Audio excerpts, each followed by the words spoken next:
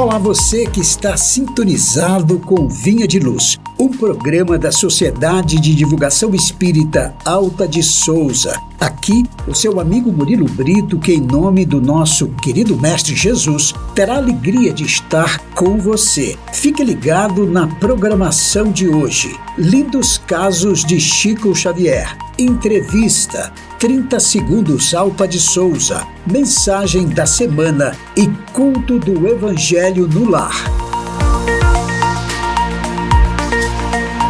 Hoje, além das reflexões e lindos casos, conversaremos com Gabriela Scalia, do Grupo Espírita Irmã Paula de Uberlândia, Minas Gerais, sobre o tema O Aborto na Visão Espírita. Mas antes, gostaria de convidar você para juntos fazermos a nossa prece.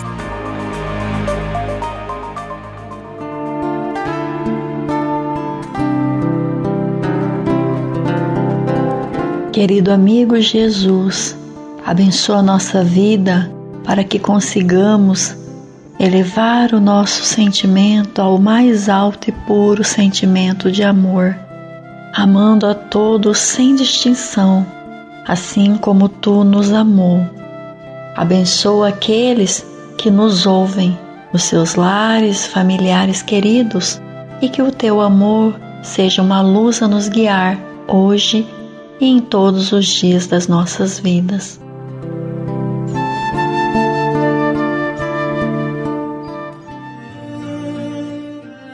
A madrinha do Chico, por vezes, passava tempos entregue à obsessão. Assim é que, nessas fases, a exasperação dela era mais forte. Em algumas ocasiões, condenava o menino a vários dias de fome. Certa feita, já faziam 3 dias que a criança permanecia em completo jejum. À tarde, na hora da prece, encontrou a mãezinha desencarnada, que lhe perguntou o motivo da tristeza com a qual se apresentava. A senhora não sabe, mas tenho passado muita fome. Ora, você está reclamando muito, meu filho. Menino guloso tem sempre indigestão. Mas hoje bem que eu queria comer alguma coisa. Continue na oração e espere um pouco. O menino ficou repetindo o Pai Nosso e daí a instantes, um grande cão da rua penetrou o quintal. Aproximou-se dele e deixou cair da boca um objeto escuro. Era um saboroso jatobá. Chico recolheu alegre o pesado fruto, ao mesmo tempo que reviu a mãezinha a seu lado, acrescentando: Misture o jatobá com água e você terá um bom alimento. E despedindo-se da criança, acentuou: Como você observou, meu filho, quando oramos com fé viva, até um cão pode nos ajudar, em nome de Jesus.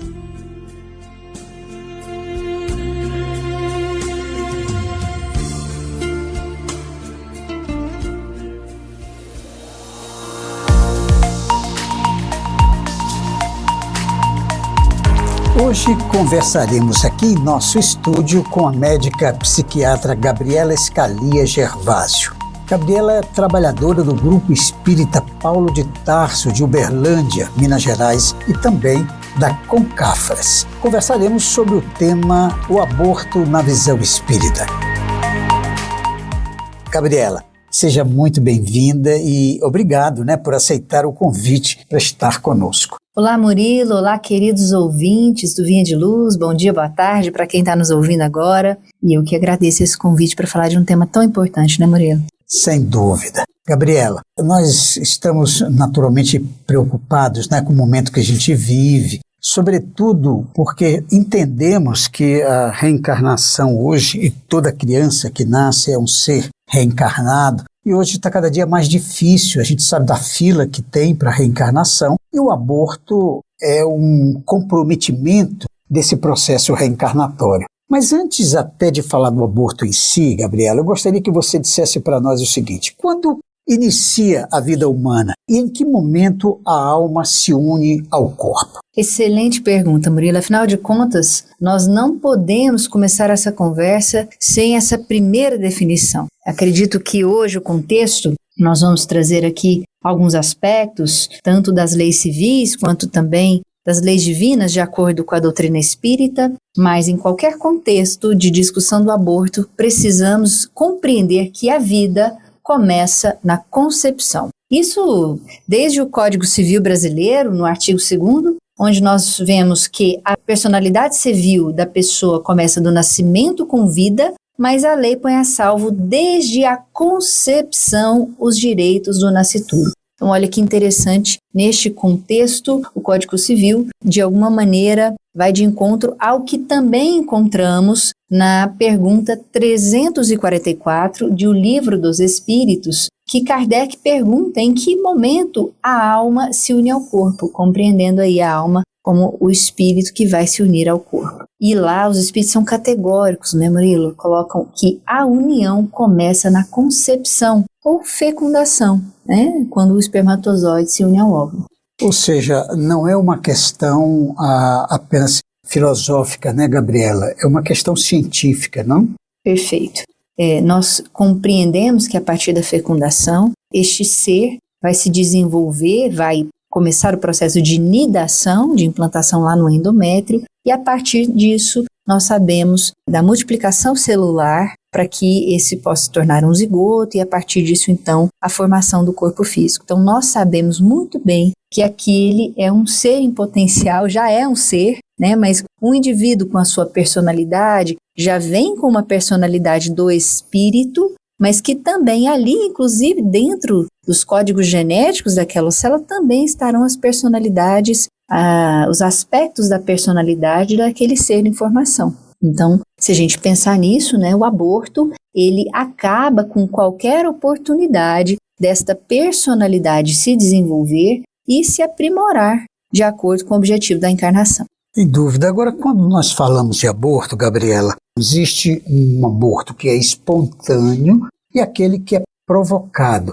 Fala um pouquinho sobre essa diferença. Perfeito. Nós compreendemos que dentro da parte epidemiológica, né, os meus colegas ginecologistas podem falar melhor que eu, Murilo, mas 1/4 das gestações, fisiologicamente, por processos diversos físicos, seja por questões genéticas ou processos de alterações patológicas no desenvolvimento ou na própria nidação, 1/4 dessas gestações, aproximadamente, no primeiro trimestre não vingará. Então nós temos ali abortos espontâneos, que não são provocados, portanto. Agora, diferente daqueles que são induzidos, abortos induzidos por vontade da mulher ou de terceiros, este aborto, então, é considerado provocado, independente ali da fase gestacional. Agora, pensando no nascituro, o aborto provocado representa a morte. E para a mulher, pode acarretar alguma consequência física e psicológica?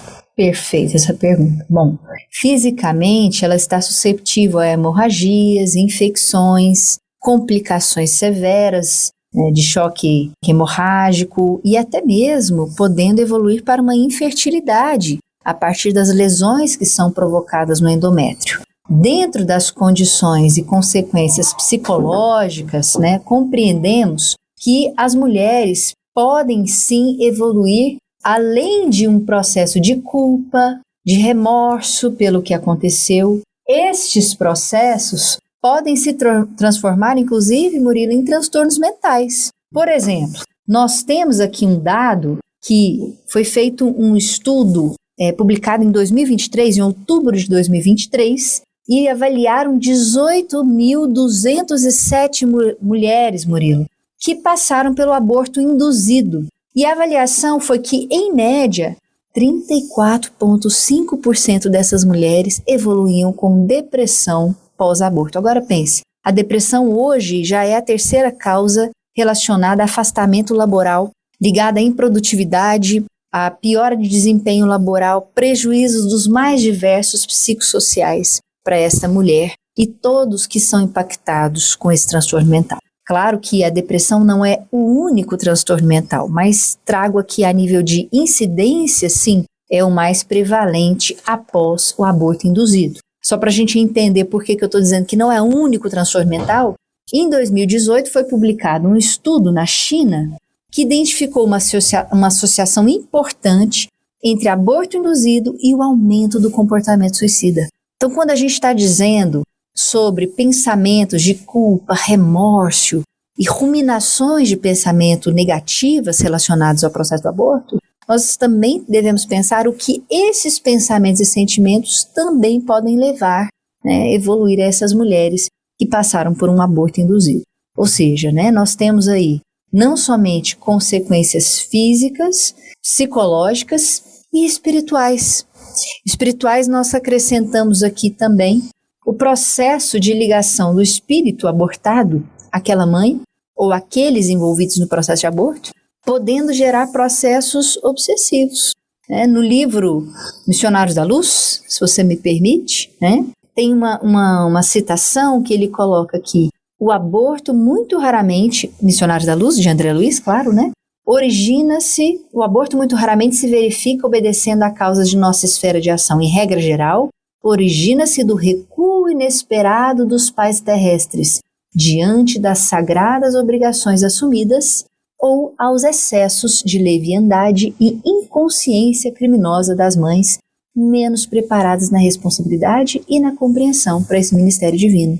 E aí, a partir disso, Murilo, nós temos aí, então, processos de obsessão, vingança, muitas vezes, relacionados ao espírito que é abortado, podendo gerar necessidades de resgates com os compromissos assumidos até então, seja pela mulher ou seja por quem quer que esteja envolvido no processo de aborto. E aí vale pais, médicos, enfermeiros, profissionais da saúde, profissionais não da saúde que de alguma maneira também de forma clandestina estão envolvidos aí no aborto. Então, tudo isso podem ser consequências muito maléficas para a mulher, para o espírito, para todos que estão ali. Agora, Gabriela, não é raro a gente ouvir os argumentos de que a liberação do aborto seria uma forma de fazer o aborto seguro, vamos dizer assim, para aquelas mães que não têm acesso e que fariam, né, no hospital, assistidas. Portanto, de acordo com as suas considerações, sim, não existe aborto seguro. Pronto, Murilo, você trouxe uma questão muito importante. Inclusive, quero trazer a título de ilustração para que este argumento, quando colocado, possa ser rebatido. Tenho aqui um estudo publicado por Garon Bera, em 2010, que foi feita uma análise muito importante em 2010 no México, uma vez que em 2007 o aborto, antes das 12 semanas, havia se tornado legal, sem essas ressalvas como nós temos hoje no Brasil. Então, qualquer mulher que quisesse, com menos de 12 semanas, abortar, eles teriam, então, entre aspas, esse ambiente seguro. E o que esse estudo mostrou? Convido aí os ouvintes a buscar o estudo na íntegra. Peço licença para citar apenas uma frase aqui do estudo na conclusão. E ele coloca exatamente o seguinte, né? Que os argumentos que eram para essa decisão, né, que era para diminuir a morbidade, a mortalidade materna e evitar um grande problema de saúde. Estes eram os argumentos. Promover bem-estar físico, mental e social das mulheres. Mas o que se evidenciou após a liberação do aborto na Cidade do México? O aborto induzido trouxe sequelas psicológicas nas mulheres, maior frequência de uso abusivo de drogas ilícitas, ok? Alcoolismo, maus tratos na infância, baixo peso ao nascer na gestação seguinte e maior risco de aborto espontâneo subsequente e maior taxa de mortalidade. Ou seja, a título, né, de promover tudo aquilo que nós desejamos, sim, para as mulheres, o bem-estar, saúde mental, pelo contrário, houve aí uma piora importante na Cidade do México. Ok, agora, Gabriela, além das consequências, não é, para a mãe, quais seriam as consequências para o espírito abortado? Perfeito. O espírito abortado pode ali, então, nutrir sentimentos de revolta, frustração, sofrimento para aquela possibilidade de planejamento reencarnatório frustrado, né? Então, neste aspecto, ele terá que, inclusive, passar por todo um processo de tratamento em seu próprio perispírito para que seja ali até regenerado e mais uma vez receber a oportunidade no momento, é claro, de acordo com o seu algoritmo divino dentro do processo reencarnatório. Então, esse espírito ele deverá receber aí, com certeza receberá o amparo e o replanejamento pela espiritualidade, considerando, claro, o crime que foi cometido. E para que ele possa ter uma nova oportunidade, ele precisará passar sim por um tratamento e regeneração no plano espiritual, de seu perispírito. Amigo ouvinte, você está sintonizado com Vinha de Luz e estamos conversando com a médica psiquiatra Gabriela Scalia Gervásio, que é de Uberlândia, trabalhadora do Grupo Espírita Núcleo Paulo de Tarso. Espírita Paulo de Tarso, lá de Uberlândia. Muito bem. Agora, Gabriela, o que diz a lei divina, né, sobre o aborto provocado e especialmente onde, para nós espíritas, constam informações sobre essas leis? Perfeito. No Livro dos Espíritos, mais uma vez recorrendo ao Pentateuco, temos na pergunta 621 o seguinte dizer: onde está escrita a lei de Deus? E claramente os Espíritos colocam na consciência, que é o nosso grande juiz, né, Murilo? Dentro da nossa consciência, e que é aí uma faculdade de nós, espíritos eternos, porque quando desencarnamos, levamos conosco então a nossa consciência daquilo que fizemos, também daquilo que deixamos de fazer. E aí, então, ali estão as leis divinas. E de acordo com a lei divina, o aborto seria sim um assassinato, homicídio. Portanto, não cabe a nós retirar a vida de ninguém, apenas Deus, dentro de sua programação e planejamento divino, a ele cabe então, né, decidir o tempo de nascer e o tempo de morrer. E a legislação brasileira, Gabriela, está de acordo com as leis divinas? Bom, essa é uma pergunta, né, Murilo, que quem sabe algum dia, não só em relação ao aborto, mas em relação a tantas outras questões que passamos aí atualmente. Bom, de acordo com a legislação brasileira, o aborto é permitido em 3 casos específicos: no risco de vida para a mãe, a gestante, numa gravidez resultante de violência sexual ou estupro e no caso de anencefalia. Apenas em uma dessas condições nós temos então congruência com as leis divinas expressas aí também em O Livro dos Espíritos. Portanto, nós sabemos que, de acordo com a doutrina espírita, apenas no caso em que a mãe está em risco iminente de vida, e quando nós colocamos isso, quer dizer que fizemos de tudo para salvar os dois. Aquela condição aguda de risco de vida, já foi lançado mão de todos os recursos terapêuticos possíveis. E aí, quando não existem mais recursos que possam lograr salvar a vida dos dois, escolhemos aí nesse caso, né, priorizar a vida da mãe, para que aquele que está reencarnado há mais tempo possa ter continuidade ali com as suas tarefas. Essa é a única ressalva que a doutrina espírita nos coloca, diferente das 3 condições que eu citei aqui, de acordo com a legislação brasileira. Nós sabemos que, né, o acaso não existe, né, Murilo? E longe de nós aqui de considerar que não estamos julgando aqui nenhuma mãe, ninguém que possa pensar nesse processo, mas estamos aqui a título de informação do que a doutrina espírita nos orienta. E a doutrina espírita nos orienta que, mesmo nessas condições adversas, como a violência sexual e a própria anencefalia, nós sabemos que existem ali propósitos de elevação e de resiliência diante dessas dificuldades e que cabe a nós, então, o enfrentamento e não o aborto como via de saída, né? Agora, Gabriela, o que o aborto representa do ponto de vista espiritual para a mulher e para todo aquele que contribui para essa prática? Porque às vezes o companheiro, ou alguém conhecido acaba estimulando, né? Sim, sim, perfeito. Eu vou recorrer novamente a André Luiz, viu, Murilo, para responder a sua pergunta. que ele coloca no livro Ação e Reação a seguinte questão: a mulher que o promove, ou seja, né, que realiza o aborto, ou que vem a conestar semelhante delito, é constrangida por leis irrevogáveis a sofrer alterações deprimentes no centro genésico, gênese de criação, de formação de sua alma, predispondo-se geralmente a dolorosas enfermidades, quais sejam a metrite, o vaginismo, a metralgia, e aí ele vem colocando aqui outras complicações físicas, demandando o além para responder perante a justiça divina pelo crime praticado. Eu quero citar um caso, posso? De uma paciente que me buscou no consultório e já fazia 2 anos que ela acompanhava comigo devido a um quadro depressivo.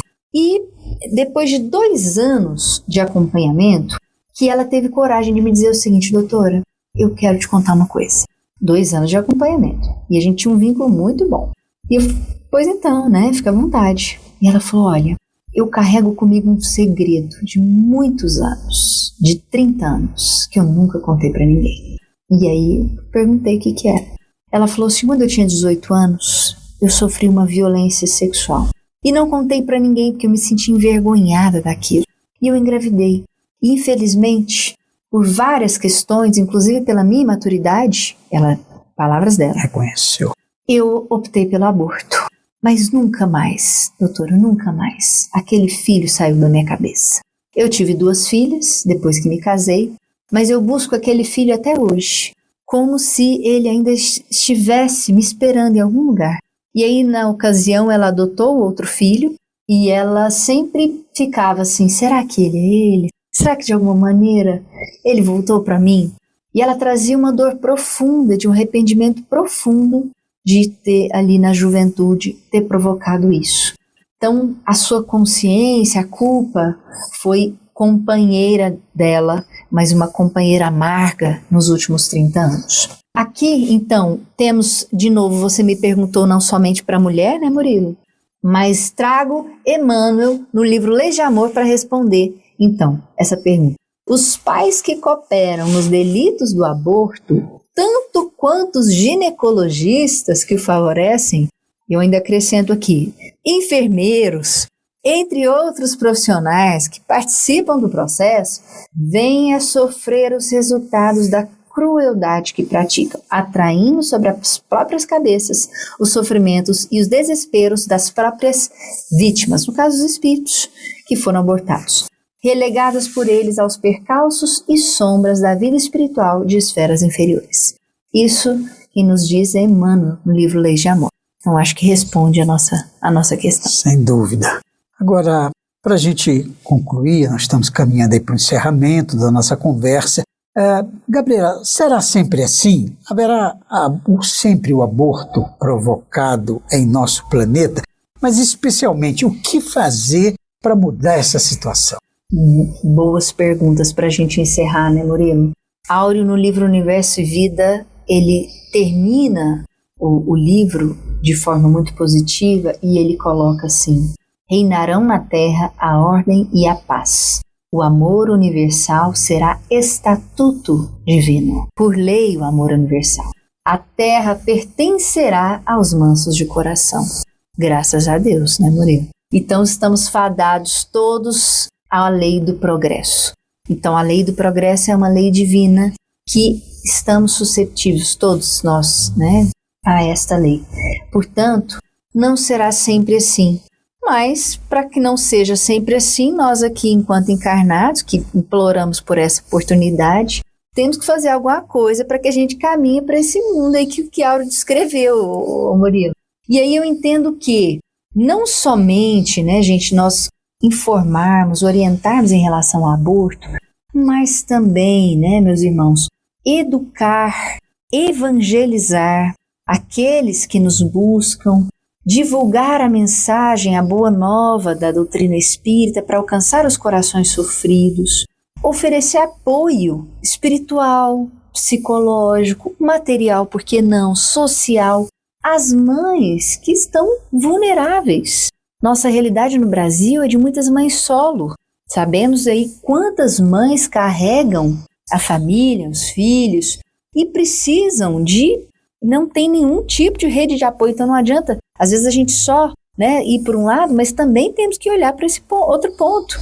Para aquelas mãezinhas que não desejam ter seus filhos, que então a entrega legal seja garantida com todas as condições de segurança e amparo para esta mãe, sem julgamento, e para o filho, que de alguma maneira vai encontrar um lar de amor. Então nós precisamos fazer tudo isso, promover uma educação sobre a responsabilidade afetiva, responsabilidade sexual, inclusive entre os jovens, para os adolescentes, pensar em políticas públicas que favoreçam que esse adolescente consiga empregar o tempo dele em coisas positivas, úteis, que fique menos tempo ocioso, porque o adolescente ele vai sim buscar pelos pares, a explosão hormonal. Nós precisamos canalizar essa energia do adolescente. E sim, meus irmãos, acolher e amparar aqueles que precisam de ajuda e não somente ficar numa postura de julgamento para com as nossas irmãs ou para aqueles envolvidos nesse processo aí do aborto. Que a gente possa então direcionar essas mãezinhas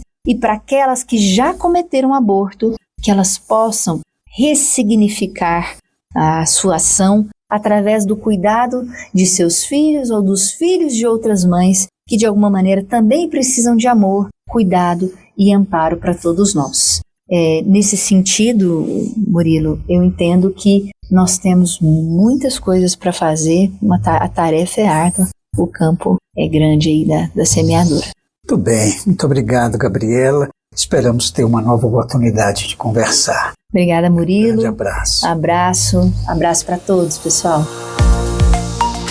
Você ouviu a entrevista com Gabriela Scalia, de Uberlândia, Minas Gerais, sobre o tema O Aborto na Visão Espírita. Fique agora com os quadros 30 Segundos Alta de Souza, Mensagem da Semana e Culto do Evangelho no Lar.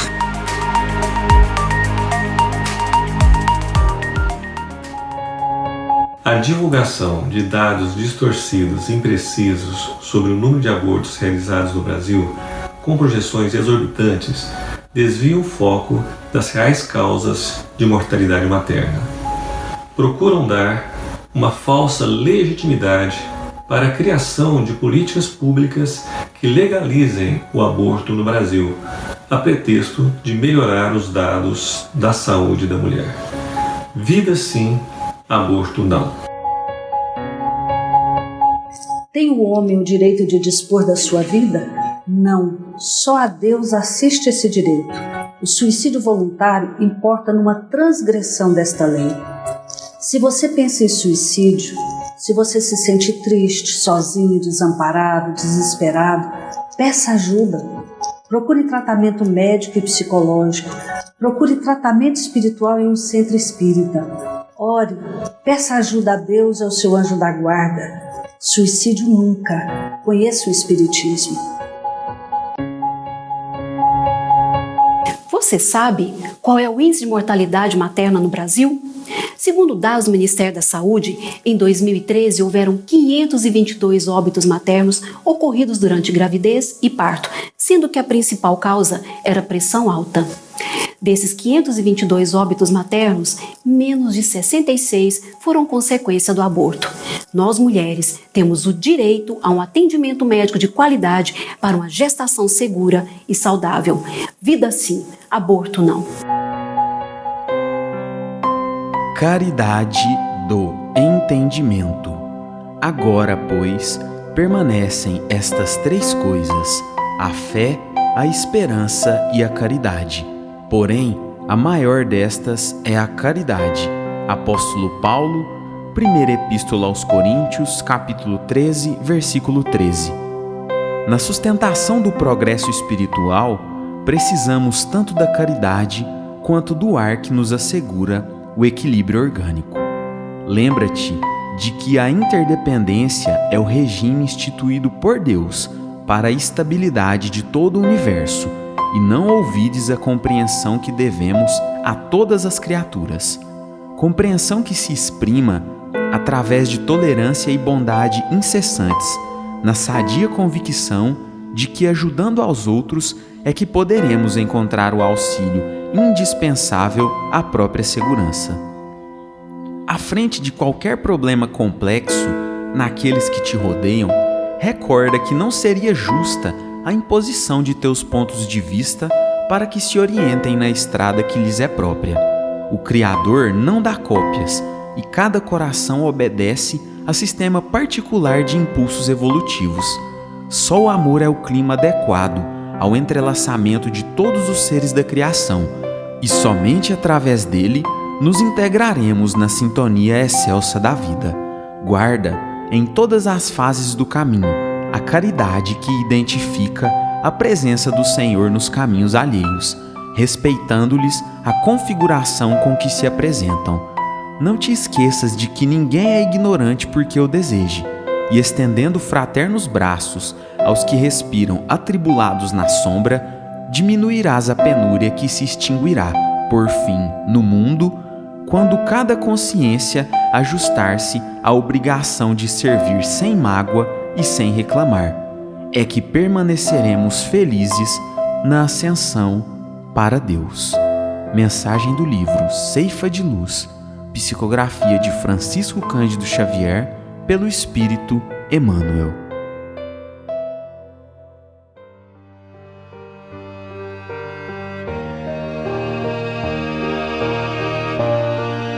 Apresentaremos agora uma atividade que proporcionará momentos de paz e compreensão para toda a família. Conheça o culto do Evangelho no lar e implante esta ideia.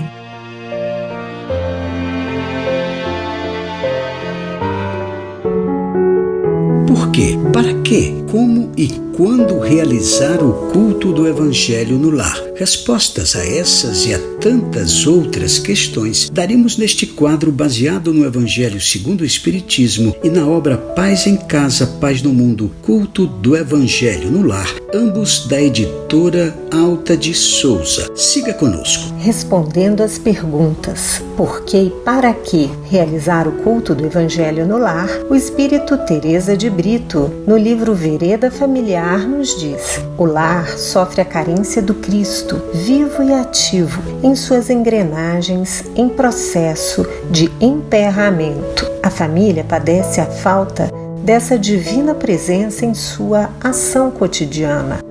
Diante da presença de Jesus, por meio da oração e do fraterno diálogo, mantidos no íntimo doméstico, toda a visão do mundo se modifica para melhores perspectivas. Os entendimentos dão-se respeitosa e maduramente. Como realizar o culto do Evangelho no lar? É muito simples.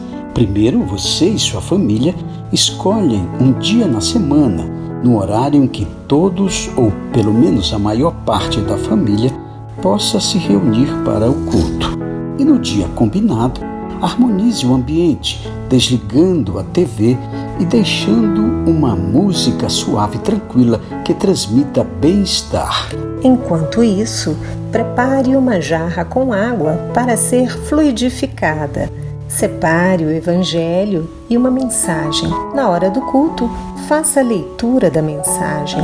Em seguida, a prece inicial. E neste momento, colocaremos uma música para harmonizar o ambiente. Enquanto isso, busque uma jarra com água e reúna a família. Iniciaremos agora o nosso culto do Evangelho no lar.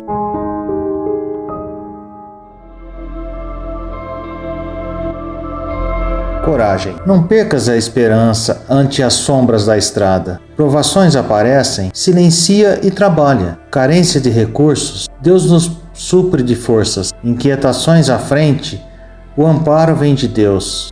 Pensa na paz dos céus sobre a tormenta em fúria. Coragem. Serve e segue. Deus nos sustentará. Emmanuel.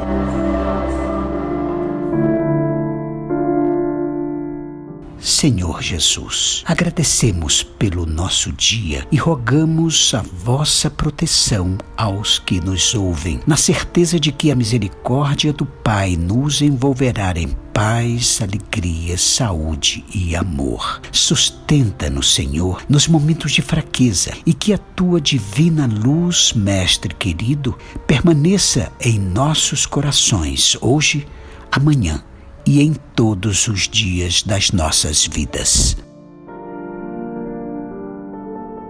Dando continuidade ao estudo do Evangelho segundo o Espiritismo, do capítulo 5, Bem-aventurados os aflitos, trataremos hoje dos itens 1, 6 a 11, abordando as causas anteriores das aflições. Vamos recordar o item 1. Bem-aventurados os que choram, pois que serão consolados. Bem-aventurados os famintos e os sequiosos de justiça, pois que serão saciados. Bem-aventurados os que sofrem perseguição pela justiça, pois que é deles o reino dos céus. Está em Mateus, no capítulo 5, versículos 4, 6 e 10. Segundo Allan Kardec, se há males nesta vida cuja causa primária é o homem, outros há também aos quais, pelo menos na aparência, ele é completamente estranho e que parecem atingi-lo como por fatalidade. Tal, por exemplo, a perda de entes queridos e a dos que são um amparo da família. Podemos citar ainda os acidentes que nenhuma previsão poderia impedir, os reveses da fortuna que frustram todas as precauções aconselhadas pela prudência, os flagelos naturais, as enfermidades de nascença, sobretudo aquelas que tiram a tantos infelizes os meios de ganhar a vida pelo trabalho. Também tem as deformidades, a idiotia e tantas outras questões. Realmente, Murilo, os que nascem nessas condições certamente nada terão feito na existência atual para merecer, sem compensação, tão triste sorte, que não podiam evitar, que são impotentes para mudar por si mesmos e que os põe à mercê desta comiseração pública. Porque, pois, seres tão desgraçados, enquanto ao lado deles, sob o mesmo teto, inclusive na mesma família, outros são favorecidos de todos os modos. Que dizer, enfim, dessas crianças que morrem em tenra idade e da vida só conheceram sofrimentos? Problemas são esses, Murilo, que ainda nenhuma filosofia pôde resolver, anomalias que nenhuma religião pôde justificar e que seriam, inclusive, a negação da bondade, da justiça e da providência de Deus. Mas é importante ressaltar, Regina, que por virtude do axioma, segundo o qual todo efeito tem uma causa, tais misérias são efeitos que hão de ter uma causa. E desde que se admita um Deus justo, essa causa também há de ser justa. Ora, ao efeito precedendo sempre a causa, se esta não se encontra na vida atual, há de ser anterior a essa vida, isto é, há de estar numa existência precedente. Por outro lado, não podendo Deus punir alguém pelo bem que fez, nem pelo mal que não fez, ora, se somos punidos, é que fizemos o mal. E se esse mal não fizemos na presente vida, certamente teremos feito noutra. É uma alternativa, Regina, que ninguém pode fugir, em que a lógica decide de que parte se acha a justiça de Deus. Dessa forma, Murilo, Allan Kardec esclarece que os sofrimentos devidos a causas anteriores à existência presente, como os que se originam de culpas atuais, são muitas vezes a consequência de falta cometida. Isso é, o homem, pela ação de uma rigorosa justiça distributiva, sofre o que fez sofrer aos outros. Se foi duro e desumano, poderá ser, a seu turno, tratado duramente e com desumanidade. Se foi orgulhoso, poderá nascer em humilhante condição. Se foi avaro, egoísta ou se fez mau uso de suas riquezas, poderá ver-se privado do necessário. Se foi mau filho, poderá sofrer pelos procedimentos de seus filhos. Ainda segundo Allan Kardec, assim se explicam pela pluralidade das existências e pela destinação da Terra como mundo expiatório as anomalias que apresentam a distribuição da ventura e da desventura entre os bons e maus neste planeta. Semelhante anomalia, contudo, Júlio, só existe na aparência, porque considerada tão só do ponto de vista da vida presente. Aquele que se levar pelo pensamento de maneira a apreender toda uma série de existências, verá que a cada um é atribuída a parte que lhe compete, sem prejuízo da que ele tocará no mundo dos espíritos, e verá que a justiça de Deus nunca se interrompe. E quanto ao esquecimento do passado? Em vão se objeta que o esquecimento constitui obstáculo a que se possa aproveitar da experiência de vidas anteriores. Havendo Deus entendido de lançar um véu sobre o passado, é que há nisso vantagem. Com efeito, a lembrança traria gravíssimos inconvenientes, meus irmãos. Poderia, em certos casos, humilhar-nos singularmente, ou então até mesmo exaltar-nos o orgulho, e assim travar o nosso livre-arbítrio. Bom, em todas as circunstâncias, acarretaria inevitável perturbação nas relações sociais. Frequentemente, o espírito renasce no mesmo meio em que já viveu, nós sabemos disso, estabelecendo de novo relações com as mesmas pessoas, a fim de reparar o mal que lhes haja feito. Se reconhecesse nelas aquelas a quem odiara, provavelmente o ódio se lhe despertaria outra vez no íntimo. De todo modo, ele se sentiria humilhado em presença daquelas a quem houvesse ofendido. Exatamente, Regina. Allan Kardec nos esclarece que, ao nascer, traz o homem consigo o que adquiriu. Nasce qual se fez. Em cada existência tem um novo ponto de partida. Pouco lhe importa saber o que foi antes.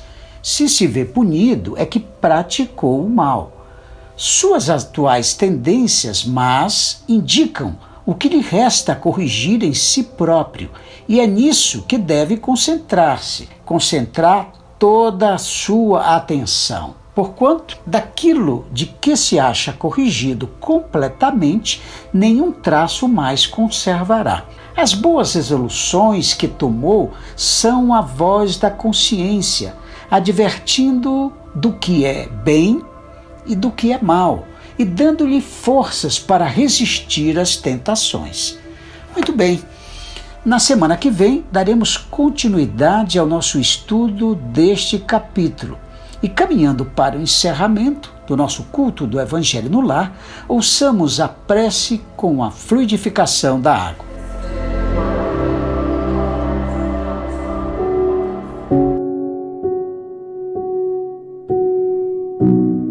Senhor Jesus, divino amigo, estende as tuas mãos generosas, Senhor, e transforma estas águas em remédio para os nossos males físicos e espirituais. Estende as vibrações de amor em benefício de meu lar, Jesus. Que aqui possa reinar a paz, a saúde, a tranquilidade. Graças a Deus. Que Deus seja louvado. Faça uso da água fluidificada.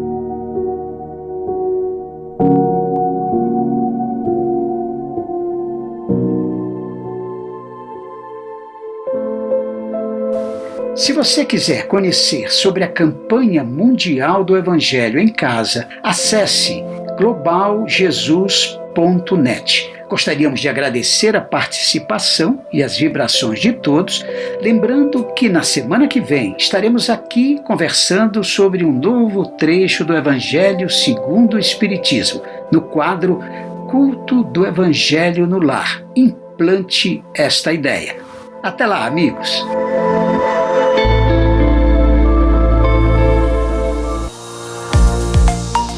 Conheça a Sociedade de Divulgação Espírita Alta de Souza, QSD 16, Área Especial 17, Taguatinga Sul, DF. Palestras públicas às terças-feiras às 20 horas. Mais informações pelo WhatsApp 61 998131577.